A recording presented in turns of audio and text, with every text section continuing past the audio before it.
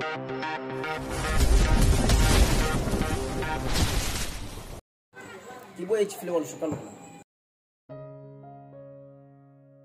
68. Istri kontrak Sang Cheo. Hari ini Arumi kembali mengunjungi kediaman orang tuanya. Di atas ranjang, Sofia tengah duduk bersandar pada headboard, wajahnya nampak pucat, tubuhnya juga sudah terlihat kurusan dan tatapannya kosong. Melihat kondisi putrinya yang tidak mengalami perubahan sama sekali, Sinta tidak bisa menahan air matanya. Wanita itu berlari keluar meninggalkan kamar. "Ma." Arumi mengejar Sinta sampai ke ruangan depan. Sinta menangis sesenggukan, meratapi nasib putrinya yang sudah seperti mayat hidup saja. Kenapa tidak mama saja yang mengalami kecelakaan dan meninggal? Kenapa harus Sofia? Mama tidak kuat melihat keadaannya yang seperti itu terus. Arumi duduk di samping Sinta, diusapkan lembut bahu wanita itu. "Mama harus kuat. Rumi tahu ini tidak mudah, tapi Kak Sofia butuh mama sebagai salah satu sumber kekuatannya untuk melewati masa-masa ini. Tapi sampai kapan, Rum? Sampai kapan?" Arumi memeluk Sinta, mengerjapkan matanya supaya air matanya tidak menetes keluar. "Rumi tahu ini berat, Ma, tapi Mama harus kuat." Sinta membalas pelukan Arumi. "Terima kasih, Rum. Kamu selalu ada buat Mama dan kakak kamu. Terima kasih." Dengan bermodalkan niat dan keberanian, Romi berniat untuk datang menemui Bara.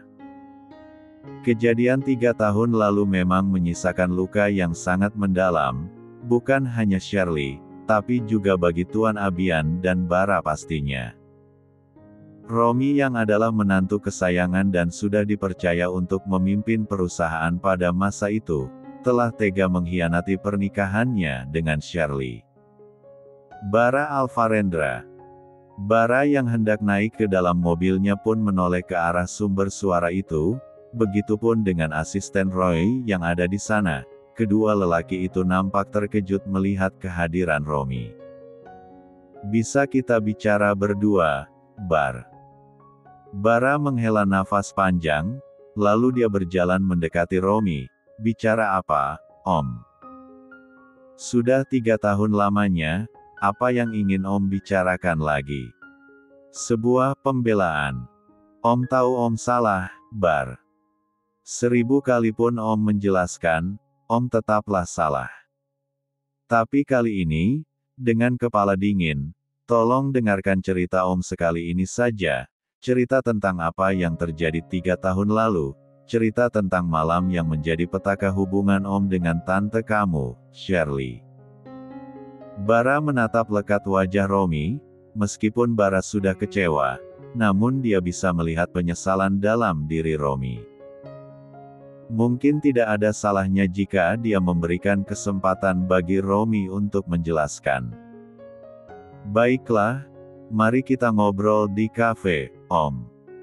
Meninggalkan asisten Roy, Bara akhirnya memilih membawa mobilnya sendiri menuju sebuah kafe yang letaknya tidak terlalu jauh dari kantornya. Di belakangnya, mobil yang dinaiki oleh Romi mengikuti sampai ke halaman kafe.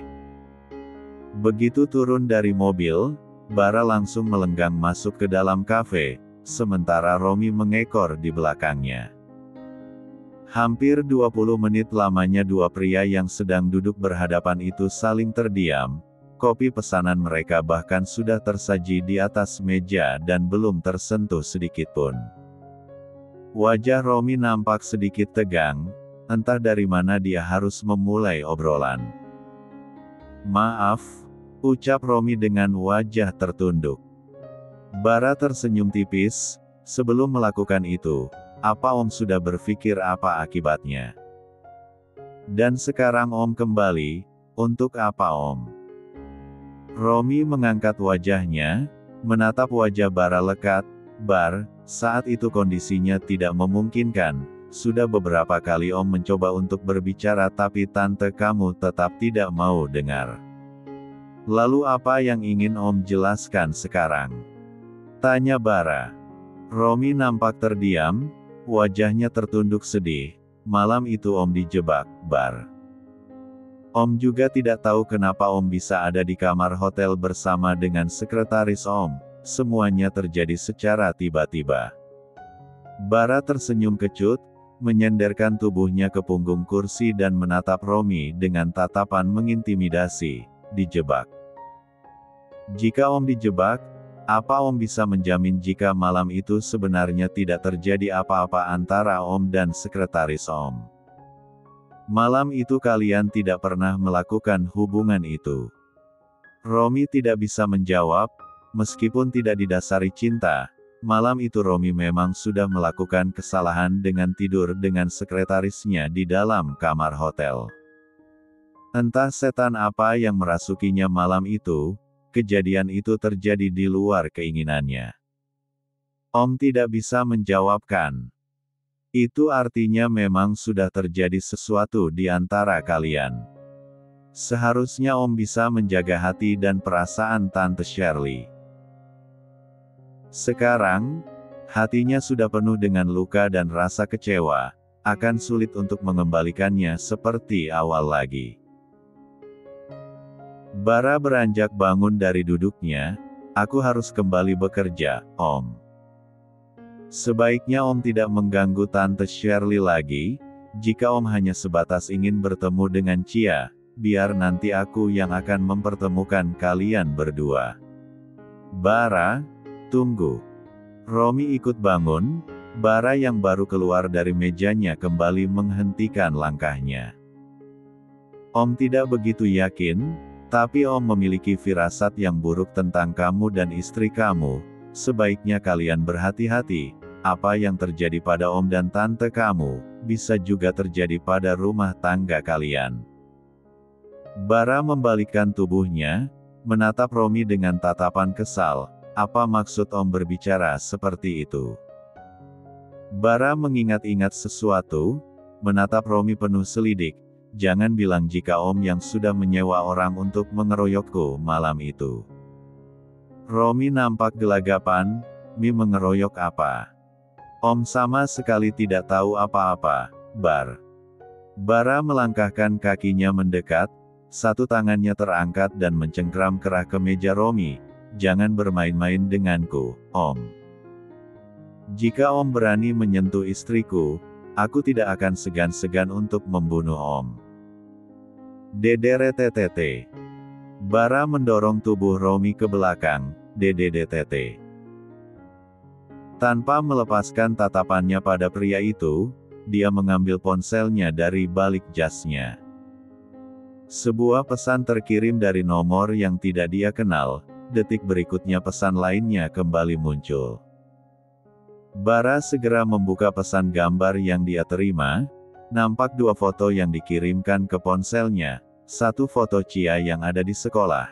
Satunya lagi foto Arumi yang sedang ada di supermarket. Apa-apaan ini? Ponselnya berdering. Nomor tidak dikenal itu melakukan panggilan. Buru-buru Bara menggeser tombol hijau dan menempelkan benda pipi itu di telinganya. Hanya satu. Pilihlah satu yang bisa kamu selamatkan. Gadis kecil itu. Atau istrimu. Belum sempat Bara menjawab, panggilan itu sudah terputus. Brongsek. Siapa kamu sebenarnya? Wajahnya sudah memerah karena kesal. Bara menurunkan ponselnya dari telinganya.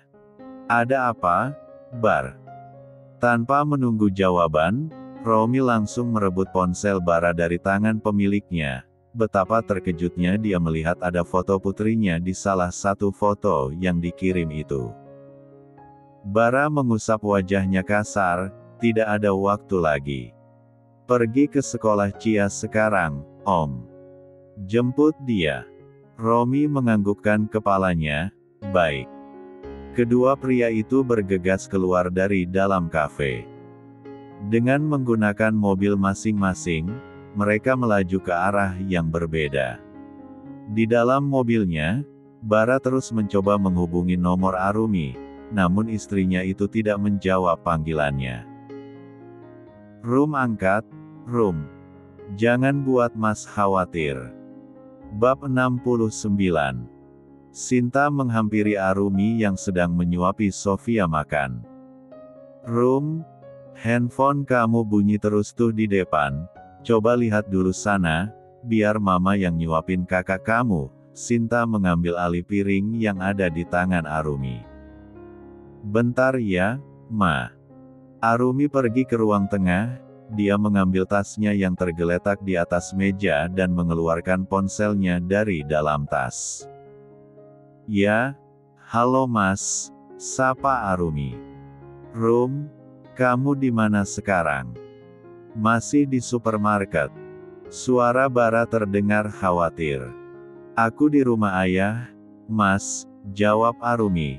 Bara langsung menghentikan laju mobilnya mendadak. Iya, tadi aku memang sempat mampir ke supermarket sebelum datang kemari. Memangnya ada apa sih, Mas? Kok kamu bisa tahu kalau aku tadi dari supermarket? Kamu nggak lagi ngikutin aku kan, Mas? Goda Arumi. Hening, tidak ada jawaban dari Bara. Nggak kok sayang, nggak ada apa-apa. Jam berapa tadi kamu ke supermarketnya? Memem. Sekitar 2 jam yang lalu, Mas, jawab Arumi. Bara kembali diam dan tak langsung menyahut. Oh ya sudah. Nanti pulangnya biar Mas yang jemput ya. Sekarang Mas lagi kerja, Mas tutup dulu teleponnya ya. I love you sayang. I love you too, Mas. Panggil terputus. Arumi menatap layar ponselnya sebentar dan menggeleng-gelengkan kepalanya, lalu dia meletakkan ponselnya di atas meja dan berniat kembali menuju ke arah kamar Sofia. Ting tong. Baru beberapa langkah Arumi berjalan, suara bel pintu menghentikan langkah kakinya. Dia pun berjalan ke ruangan depan dan membuka pintu rumah. Hai Rum, kamu ada di sini juga, sapa Dokter Gunawan. Arumi sedikit terkejut melihat kehadiran Dokter Gunawan di sana. Iya, Om. Om sendiri ngapain ke sini? Tuan Abian meminta Om untuk datang dan mengecek kondisi kakak kamu. Kakek kamu itu memang orang yang sangat baik dan peduli pada orang lain, khususnya pada keluarganya. Arumi memang merasa sangat beruntung bisa menjadi salah satu bagian dari keluarga Alvarendra, bukan semata karena materinya, namun di dalam keluarga itu dia bisa merasakan kehangatan sebuah keluarga yang belum pernah dia rasakan sebelumnya. Bagaimana? Jadi Om boleh masuk nggak nih? Ledek Gunawan saat melihat Arumi malah melamun. Maaf Om, maaf. Mari silahkan masuk, Om Dokter, ajak Arumi mempersilahkan Gunawan untuk masuk. Bara memukul setir mobilnya, sial. Mereka mencoba mengecohku. Bara bisa bernafas lega karena Arumi baik-baik saja. Namun dia sedikit merasa kesal karena sudah terkecoh. Si penelpon pasti sengaja membuat seolah-olah Arumi sedang ada di supermarket sekarang. Tapi bagaimana dengan Cia? Apakah Om Romi berhasil membawa Cia dengan selamat? Bara menyalakan kembali layar ponselnya. Sialnya, dia tidak memiliki nomor telepon Romi yang sekarang, sehingga dia tidak bisa menghubungi pria itu dan menanyakan tentang keberadaan Cia. Tak ingin membuang waktu, Bara menyalakan kembali mesin mobilnya dan melajukannya menuju ke sekolah Cia. Sesampainya di depan sekolah Cia, Bara bertemu dengan salah satu guru di sana. Wanita itu memberitahukan jika Cia sudah dijemput oleh papanya sekitar 20 menit yang lalu. Akhirnya, Bara memutuskan untuk pulang ke rumah demi memastikan jika yang menjemput Cia tadi adalah benar Romi. Dan ternyata benar, saat ini Romi sudah ada di depan teras rumah keluarga Alvarendra, bersama dengan Cia. Kedatangan Romi jelas membuat Tuan Abian dan Shirley terkejut. Shirley menghampiri Chia, membungkukkan sedikit badannya agar wajahnya sejajar dengan gadis kecil itu. Sayang, kamu masuk dan ganti pakaian dulu ya. Mama sama Papa mau ngobrol sebentar. Chia mengangguk-anggukkan kepalanya, wajahnya terlihat sangat bahagia sekali. Bahkan senyuman tak pudar dari wajah polos itu sejak dia bisa bertemu kembali dengan papanya tadi saat di sekolah. Oke, Ma. Tapi Papa jangan disuruh pulang dulu ya, Ma. Chia masih mau main sama Papa. Shirley terpaksa mengangguk setuju. Iya sayang, Papa nggak akan pulang kok. Papa akan di sini nemenin Chia main. Setelah Chia masuk, Shirley menegakkan kembali tubuhnya, menatap Romi dengan tatapan tidak sukanya. Aku sudah meminta kamu untuk tidak menunjukkan wajah kamu di depan Ciara, tapi kenapa kamu malah menjemputnya ke sekolah tanpa seizinku, Mas? Sir, Mas bisa menjelaskan, tadi nyawa anak kita itu dalam bahaya. Bahaya? Iya, kamu yang membuatnya dalam bahaya. Dasar laki-laki tukang selingkuh. Aku tidak mau Chia sampai mengetahui kelakuan bejat kamu dulu, Mas. Shirley. Tuan Abian melangkahkan kakinya mendekat, ajak mantan suami kamu ini masuk ke dalam, kita bicara di dalam. Shirley memalingkan wajahnya ke samping, menangkupkan kedua tangannya di atas perut.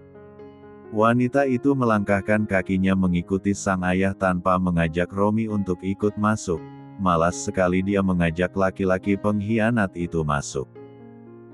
Namun, belum sempat mereka masuk ke dalam rumah, mobil bara lebih dulu datang dan berhenti di halaman rumah tersebut.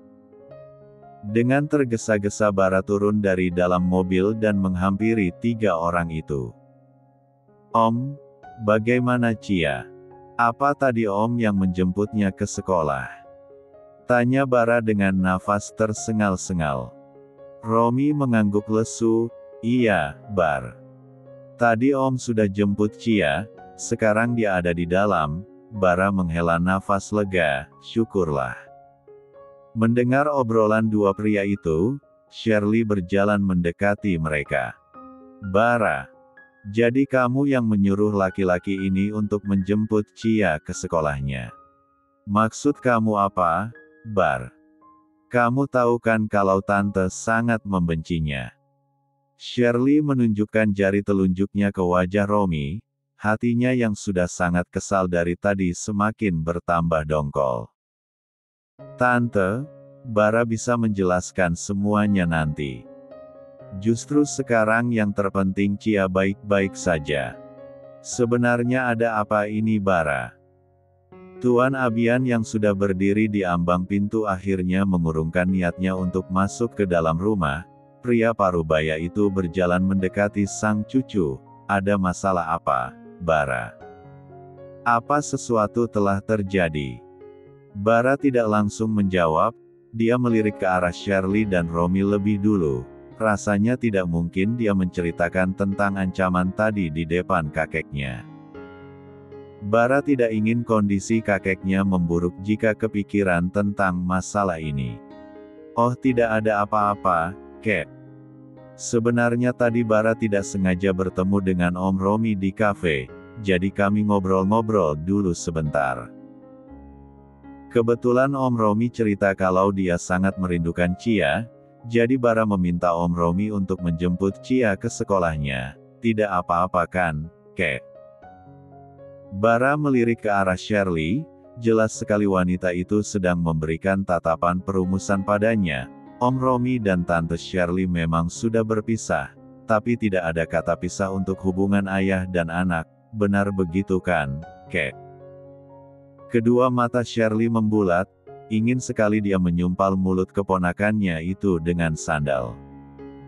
Tuan Abian menghela nafas panjang, ya, kamu benar. Bagaimanapun Romi ini adalah ayah kandung Chia, dan Chia juga membutuhkan sosok ayahnya. Yah. Shirley segera memprotes ucapan sang ayah. Tapi itulah faktanya, Shirley. Biarlah Chia bertemu dengan ayahnya, kamu tidak perlu menghalang-halanginya.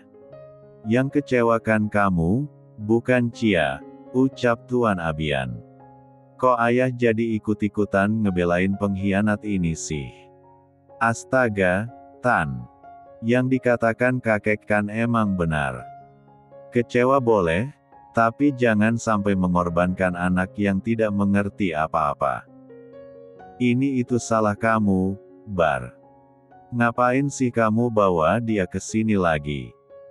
Bikin darah tinggi tante naik tahu nggak?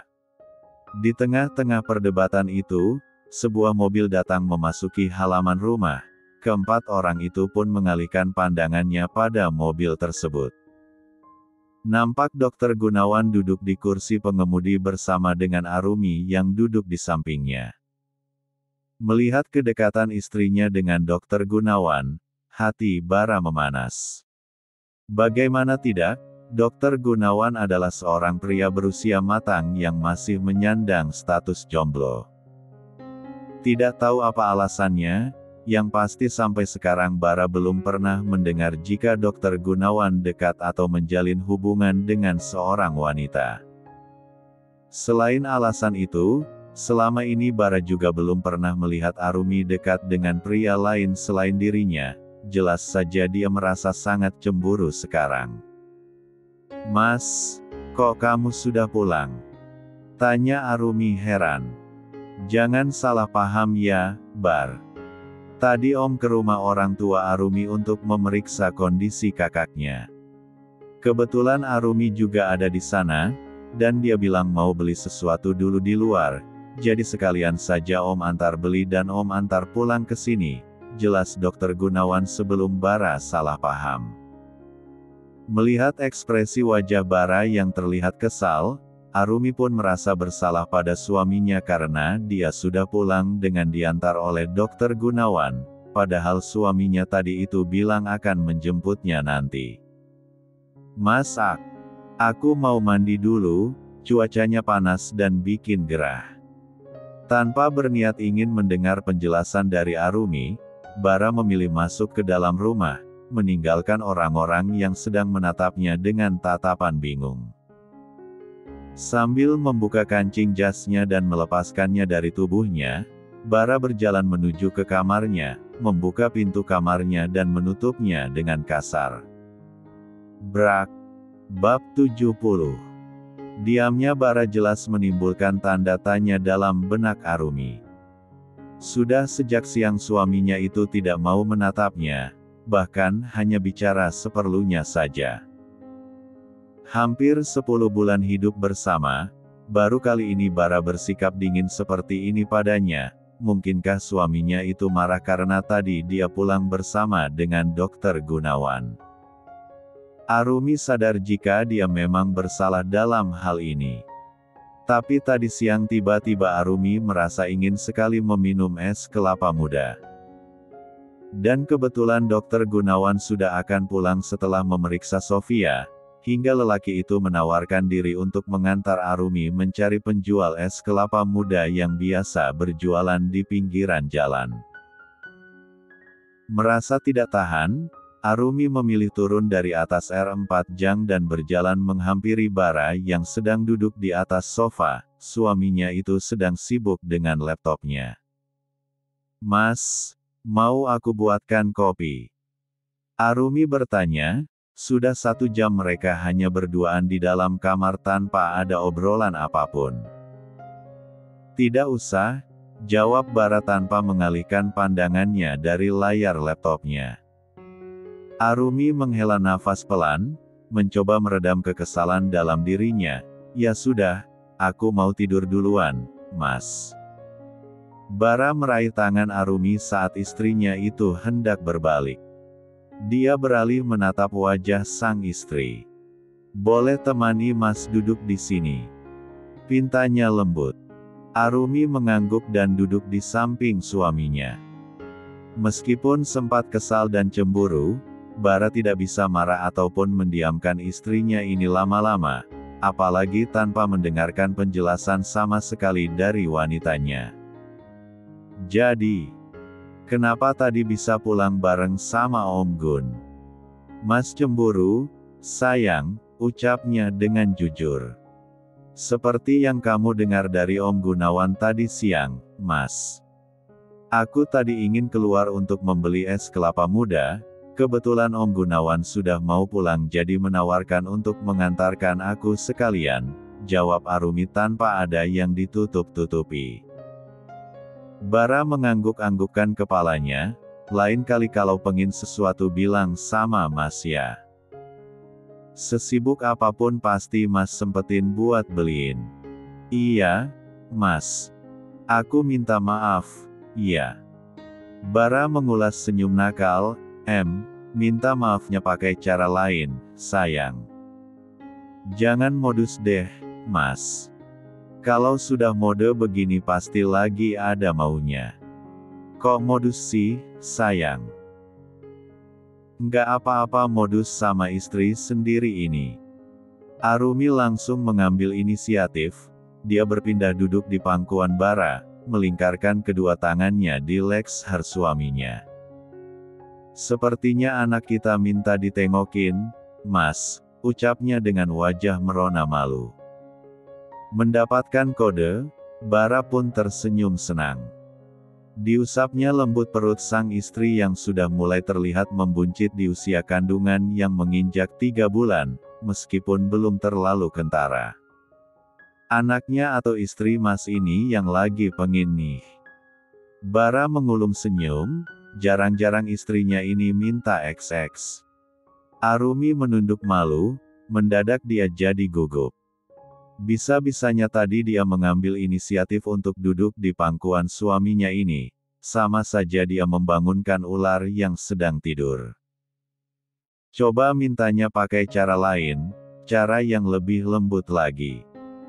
Tadi juga sudah lembut Mas. Masih kurang? Nggak pakai sayang soalnya, ujar Bara. Seketika kulit Arumi mereksmang, selama ini dia memang belum pernah memanggil suaminya itu dengan panggilan sayang. Nggak jadi aja deh Mas, aku tiba-tiba ngantuk. Arumi ingin bangun, namun pinggangnya ditahan oleh Bara. Udah telat sayang kalau berubah pikirannya sekarang. Cobranya udah keburu bangun. Hari ini Bara berangkat ke kantor agak siangan. Matanya bahkan masih terasa berat gara-gara semalaman dia harus lembur. Bisa dihitung jika dia hanya tidur 4 jam setelah melakukan pelepasan terakhir bersama sang istri tercinta. Bagaimana tidak, semalam istrinya itu begitu wow, membuatnya ingin menyerangnya berkali-kali. Jika disuruh lembur setiap malam pun dia sanggup, hanya saja dia tidak tega dengan kondisi Arumi yang sedang hamil muda. Istrinya itu butuh banyak istirahat dan tidak boleh terlalu lelah. Saya sudah mencoba melacaknya, Tuan. Tapi sepertinya itu nomor sekali pakai saja, jadi sulit untuk dilacak, ucap asisten Roy.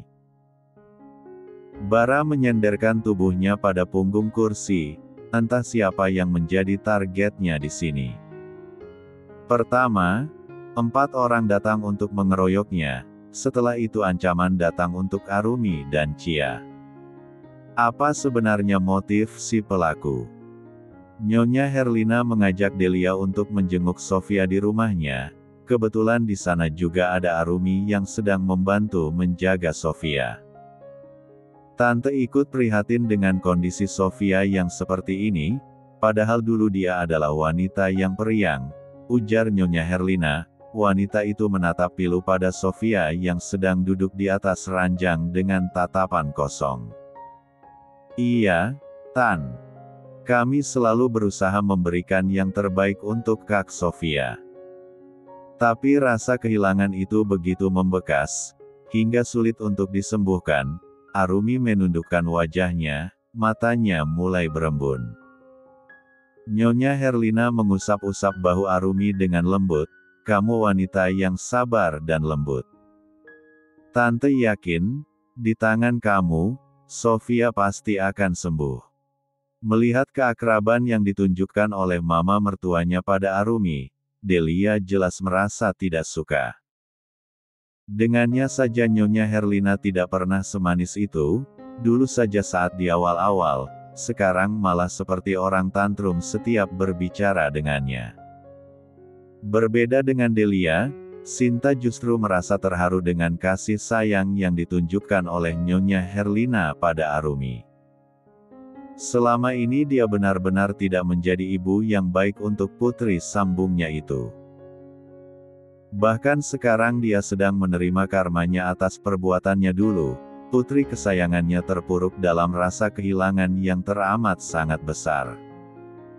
Oh ya, tante dengar kamu juga sedang mengandung, selamat ya sayang, Nyonya Herlina tersenyum, satu tangannya mengusap-usap perut Arumi. Iya, terima kasih tante, balas Arumi dengan senyuman. Delia menatap ke arah perutnya yang sudah membesar di usia kandungan yang menginjak bulan ke-7. Sekarang dia jadi lebih sering menggunakan baju-baju longgar dan badannya juga sudah mulai melar. Apa? Jadi Arumi juga sedang hamil? Delia menatap sengit pada Arumi. Dia memang belum tahu menahu tentang kehamilan Arumi. Enak saja. Aku tidak akan membiarkan kamu bahagia Arumi. Nasib anakmu akan sama seperti nasib anak Sofia. Aku akan pastikan, sebentar lagi kamu akan menjadi mayat hidup seperti kakak kamu itu. Ting tong. Sinta keluar untuk melihat siapa yang datang berkunjung. Nyonya Herlina pun mengajak Arumi dan Delia keluar dari dalam Sofia. Ketiga wanita itu berjalan menuju ke ruang depan. Rum, ini ada yang ngirimin bunga buat kamu. Sinta menunjukkan sebuket bunga mawar merah di tangannya. Arumi mengernyitkan keningnya, bunga. Sinta mengangguk, lalu memberikan bunga di tangannya pada Arumi. Cukup lama Arumi memandangi bunga itu, hatinya bertanya-tanya, mungkin Bara yang mengirimkan bunga itu untuknya. Tatapannya kini beralih pada sepotong kertas yang terselip di sana. Arumi mengambil dan membukanya. Untuk wanita tercantik, secantik bunga-bunga mawar ini. Wajahmu mampu mengalihkan duniaku, Arumi Syakila Maheswari. Dan senyumanmu itu, sehangat sinar matahari di pagi hari, pengirim, Meres. Arumi menjatuhkan bunga dan kertas yang baru saja dia baca, tangan dan bibirnya bergetar.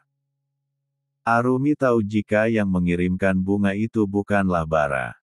Ada apa, Rum?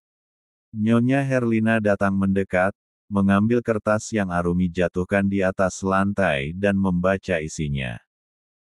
Meres. Siapa dia, Rum?